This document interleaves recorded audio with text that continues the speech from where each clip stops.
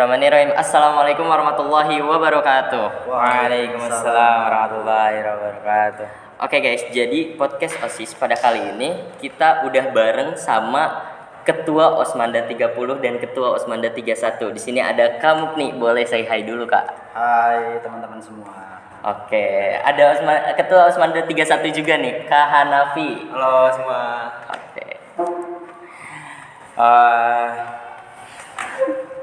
Gini Kak, jadi paling kita ngobrol santai kan di sini. Jadi paling dia pertama-tama awal-awal kita nanya kabar kakak-kakak dulu. Kakak-kakak tuh setelah lulus dari Osmanda gimana? Apa kabarnya di luar sana? Kesibukan? Iya, kesibukannya. Siapa dulu? Kamu nih dulu aja deh. Baik. Assalamualaikum warahmatullahi wabarakatuh. Waalaikumsalam warahmatullahi wabarakatuh.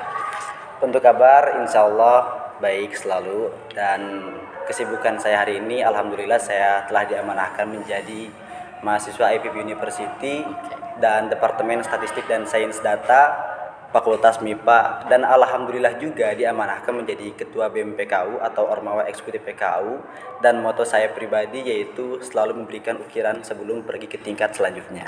Asik. Sibuk organisasi terus nih. Iya, kayak di luar nih masih sangat aktif ya di berorganisasi. Keren, harus gitu. harus gitu. Jangan sampai stuck di sini-sini aja. Oke. Cuman nggak tahu nih tingkat selanjutnya. Capek. Oke.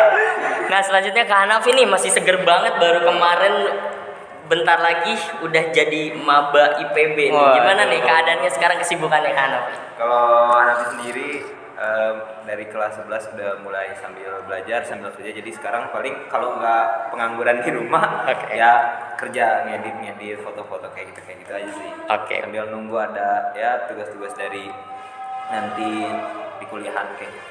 Udah meniti karir nih. Iya, sudah meniti karir. Keren. Oke. Cuan. Jadi Ketua Osmanda 3031 ini hebat-hebat sih emang. Yang sebelumnya hebat banget, udah mimpin berapa ribu itu. Baru masuk loh, itu beban di saya. Beban serius. Enggak sih. Oke. Syukuri.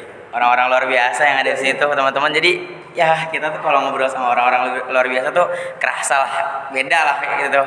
Ya tentunya kalau mereka ngobrol sama mereka tuh. Nah, mungkin aku mau langsung nanya aja nih. Mungkin kita awalin tadi kan udah dari kamu nih tentang kabar. Boleh sekarang dari Kak Hanafi. Aku mau nanya nih, Kak, kalau kakak ngatur anggota nih, tapi anggotanya nih susah banget buat diatur. Itu gimana menurut kakak? Oh, kalau Hanafi sendiri, Hanafi harus tahu sih backgroundnya dulu kayak gimana, supaya jadi kita tahu dia tuh susah diatur karena apa. Bukan cuma pasti dia susah diatur tuh nggak cuma karena satu hal, dua hal, banyak faktor lain kayak gitu. Jadi kalau Hanafi sih pakai analogi, kalau mau ngedeketin cewek, kita harus tahu dong cewek yang kita suka tuh sukanya apa, suka nonton apa, apakah dia suka nonton anime, drakor, kan sama halnya ke teman-teman anggota organisasi. Kayak misalkan dia tuh apakah anaknya pendiam, maka kita juga harus ngedeketin dengan cara yang dia suka, bukan dengan cara kita. Jadi kita harus bisa beradaptasi dengan banyak orang kayak gitu. Oke. Nah, tapi ada gak kasus dari Kak Hanafi yang emang benar-benar pernah ngatur anggotanya yang susah banget diatur tuh? Oh, pernah ada, cuma kita tetap pendekatannya adalah memang dengan cara yang sekiranya tidak mengintimidasi. Maksudnya karena kalau dia terbuka sendiri kan itu lebih lega ya, daripada kita yang memang banyak tanya dan lain-lain. Jadi sebisa mungkin pas Hanafi ngejabat itu, Hanafi ngebuat di OSIS itu sebagai tempat cerita, entah tentang keluarganya, entah tentang masalah pertemanannya di kelas dan lain-lain. Jadi mereka pun ketika ada masalah di OSIS, mereka langsung keluarin aja, ini gue nggak suka kayak gini, bla bla bla bla. Itu udah fine gitu. Oke. Luar biasa tanggapan dari Kak Hanafi. Nah, kita tadi udah ngedenger nih dari Kak Hanafi. Mungkin bisa kita lanjutin ke Kak Mukni. Tanggapan Kak Mukni tuh gimana kalau ada anggota tuh yang susah diaturnya? Baik, kita ada pepatah dulu bahwasanya gak bakal ada asap kalau sekiranya gak ada api gitu, seperti itu. Dan sebelum saya menjawab pertanyaan, saya ingin memberitahu dulu ada 4 faktor ketika ingin menjadi pemimpin. Yang pertama, harus mengenali diri sendiri. Sebelum mengenali orang lain, harus mengenali diri sendiri gitu. Agar apa? Agar kita tidak mudah diombang-ambingkan oleh orang lain, itu yang pertama. Terus yang kedua, itu harapan.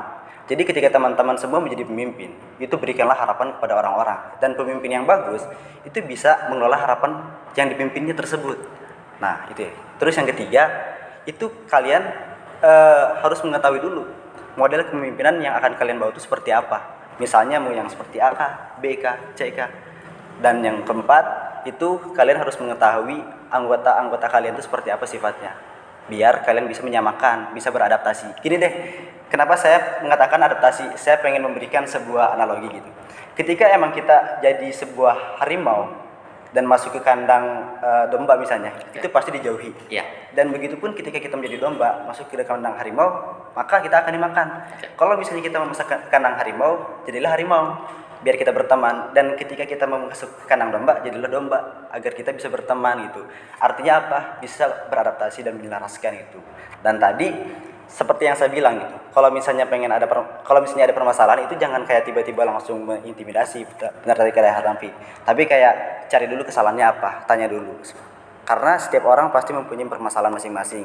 Walaupun kita nggak tahu, tapi cari gitu, apa titik dibalik semua itu. Karena kan dia udah berkomitmen di awal, persuratan dan lain sebagainya, bahwasanya saya akan komitmen untuk mengikuti organisasi. Tapi ketika di tengah-tengah dia ada sesuatu yang sekiranya nggak aware, itu ada apa? Tolong kaji gitu.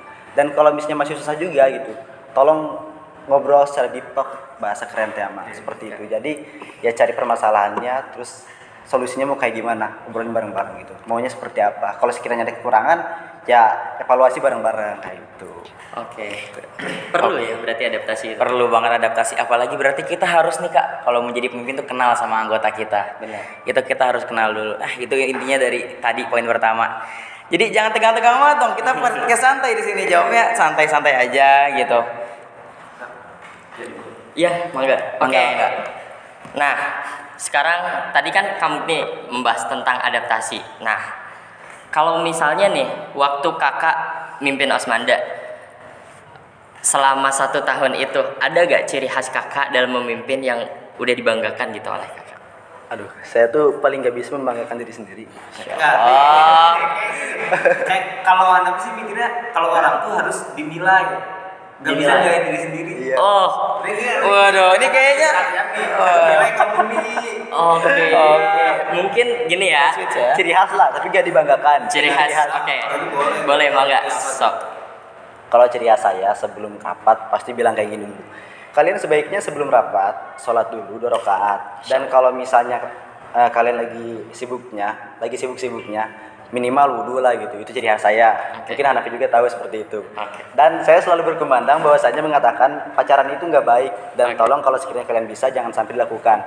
Dan sholat ketika kalian meninggalkan itu juga saya melarang gitu. Jadi ya dengan seperti itu juga tugas saya sebagai pemimpin itu luntur kewajiban untuk mengingatkan gitu. Itu sih ciri khas saya yang selalu saya kepada teman-teman semua. Begitupun karena saya sekarang menjadi ketua BEM di IPB, selalu mengatakan hal yang sama juga seperti itu. Kecuali yang sholat tadi, karena kan di IPB kan bukan Islam semua. iya, bahaya tuh kalau tiba-tiba wah. Beda persepsi, waduh. Nah guys, yang penasaran jadi anggotanya kamu nih, mangga. Oh sama ini. Saya selalu mengatakan bahwasannya gini nih. Mungkin Hanafi tuh kayak udah bosen gitu. Pemuda-pemudi masa kini bukan lagi pemuda-pemudi yang hanya menjadi penonton dan pemandu suara. Namun pemuda-pemudi masa kini adalah pemuda-pemudi yang selalu menjadi stakeholder dan ikut andil dalam setiap aktivitas. Cakep banget. Kalau soal kamu ini niat kita kayaknya ya, kalau kamu tuh kosakata udah bagus banget.